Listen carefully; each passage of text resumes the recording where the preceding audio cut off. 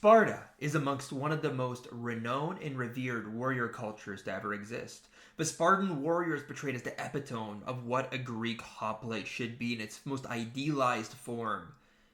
And Sparta's feats during the Battle of Thermopylae, Plataea, and during the Peloponnesian Wars have given the Spartans an immaculate legacy as stoic warriors and mighty conquerors. Yet, are the Spartans overrated? I know this may seem like a bizarre question. After all, the Spartans were amongst the first civilizations to have a wholly professional standing army, or at least a good chunk of it was. The Spartans conquered the region of Greece and reduced entire cities to the status of slaves. They even bested mighty Persia and Athens in battle. Yet despite these many feats of martial success, I will argue that the Spartans are in fact extremely overrated. And I'm sure that you'll find my many points to be so persuasive that you will not ever utter, "This is Sparta," again, without a sarcastic sneer upon your face. So for my first point, I want to talk about Sparta's slave problem. You see, Sparta's society was heavily dependent upon slaves, utterly dependent upon slaves. More or less, while the slaves were subservient to them, they were subservient to keeping them in line. For the vast majority of people living in ancient Sparta, whether the city, the countryside, the towns that surrounded the city, just this entire network of Sparta's land holdings was dominated by Spartan slaves. They were called the helots. They composed of actually the majority of Spartan society. There were far fewer Spartans in middle-class perioikoi than there were helots. And this was obviously a problem. For every time Sparta went to war, they had to consider how many people can we actually send outside of Sparta. Because if we send too many, the helots will rise up and we won't be able to contain them. And actually, a little known story, there was a 5-year ceasefire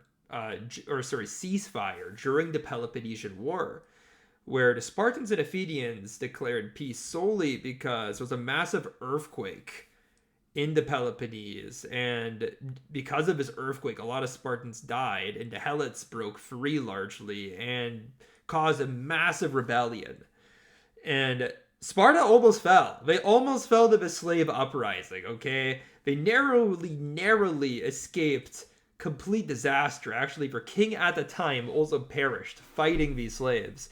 So yeah, when you can barely leave your own city because of the potential uprising this would cause, and if you do send most of your warriors out, you actually need to bring the helots with you. It just causes this massive constraint, which ensured that Sparta would never truly gain an empire. They would never truly be able to campaign far outside of their city. They were just stuck because of their slave problem. Another issue that Sparta has was its command problem. You see, Spartan society was a bit of, as we would colloquially say, a clusterfuck. A absolute humongous clusterfuck. You see, it wasn't entirely clear who was in charge. I mean, they had two kings, one kind of civic king that would rule at home, and one battle king who would obviously take the army out if need be. The kings were not truly kings, though. Like, they did not have the absolute authority of life or death. That went to a council of elders who, in a sense, could sometimes overpower the king. Now, those elders could often be overpowered by certain priests who also had very high status. Long story short, Sparta had an incredibly inefficient command structure. Like, not on the battlefield. On the battlefield, they're fine. They would listen to their battle king, or whoever was elected to lead them. Don't get me wrong. But because Spartan society was so disorganized civically, and it wasn't entirely clear who would be in charge over what, it led to a lot of internal conflicts. It's a type of internal conflicts that prevented Sparta from fighting the Persians at Marathon. You know, there was a religious festival that they were celebrating, but it's not like everybody wanted to adhere to this religious festival and not, you know, go and save Greece like the Athenians were about to do. No, simply put, they just couldn't get it together. They couldn't get it together because their political system is so dang confusing. And this political system would also lead to some tremendous rivalries that would lead to wasted talent. Pausanias, a Spartan commander of incredible strength, who actually led the Spartans at Plataea, one of the greatest victories in Sparta's history, was more or less executed by the Spartan state because of his rivalry with one of her kings, and the Council of Elders also did not particularly trust him. So you see, this system was counterintuitive. It would not be anywhere close to the type of efficiency necessary to have an empire or anything resembling one. And it would make Sparta suck. And for my third point, Sparta's warrior class, yes, not just for society, but the warriors themselves, are hilariously overrated. Now, I don't want to say that they were bad or anything, because their track record says otherwise. I mean, if you've read Xenophon's Anabasis, you'll hear about Spartans dominating the battlefield. Basically, this solid block of Spartans utterly surrounded by a pulsating mass of Persian horsemen and Persian infantry, was able to maneuver past them and leave the battlefield. You know, they were complete masters of the field against one of the most ferocious armies of its time. Yet, Spartans themselves were overrated. And the main reason why is because they were professional soldiers in a world that did not really have professional soldiers as we know them today. You see, very few states during this period actually kept a standing army in the field. Like, even the Persians only had the immortals. For the most part, most of their men were seasonal fighters, and this was the greatest empire up to that point. The Spartans, they did nothing but fight. That was their profession. The helots ensured that they could do that. Of course, having a society composed of like 80% slaves was more or less the cost of having a professional army. So that's the reason why no one did it. It was far too expensive. But the Spartans, they did it despite the costs. The crazy, crazy costs. But regardless, if you're going to have one of the few professional armies, of course they're going to be good compared to others. But by the time we get to Alexander the Great, Philip the Great, the ancient Romans, the ancient Carthaginians, you have a lot of professional armies already taking the field.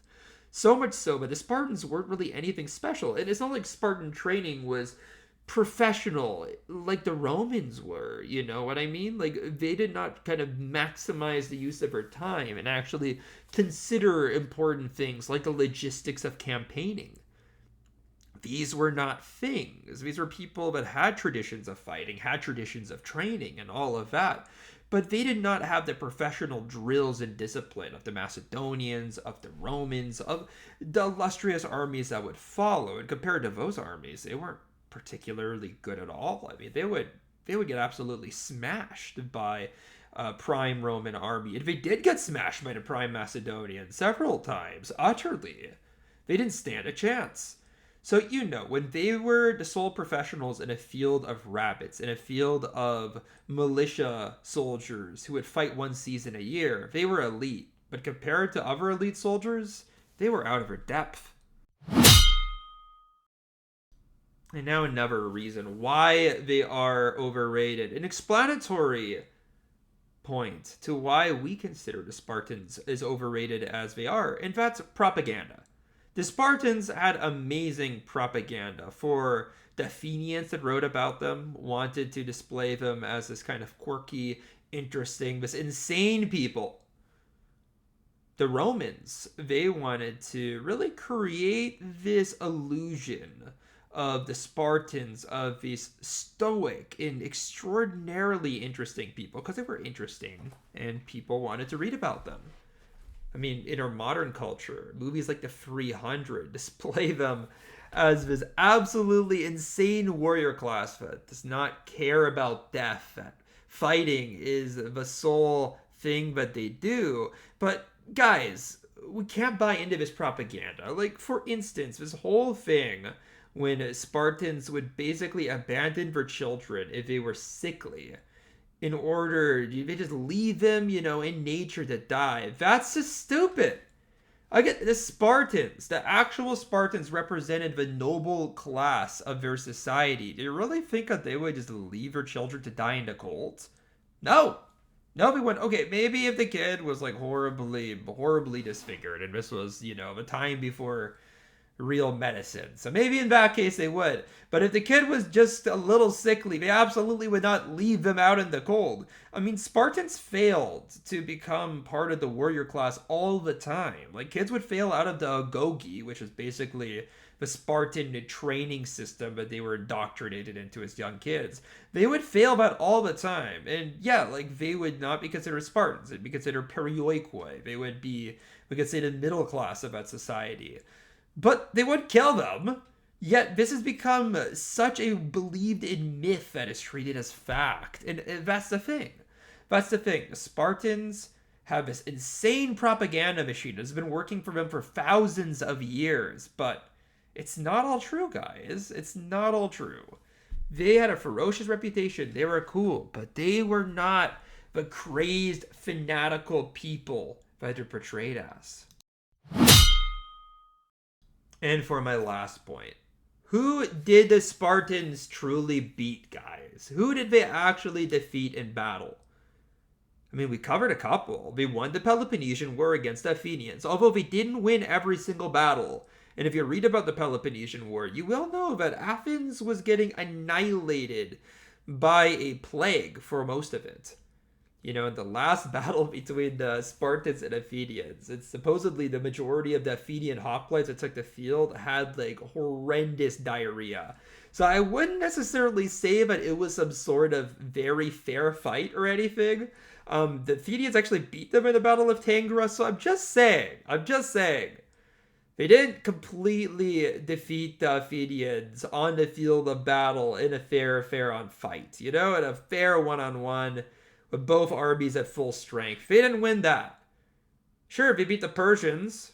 So did the Athenians, alone, at the Battle of Marathon.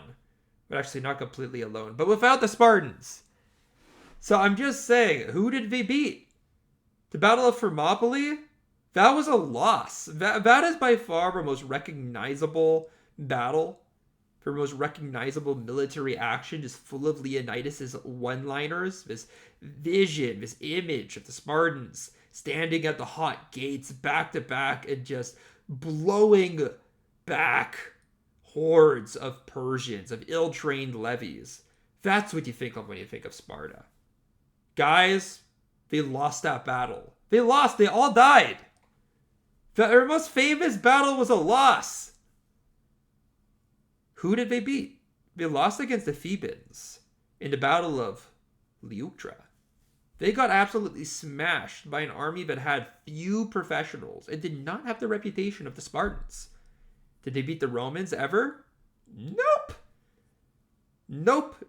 they didn't. Did they lose to the Macedonians? Hilariously so. Not even to Alexander the Great or Philip the Great.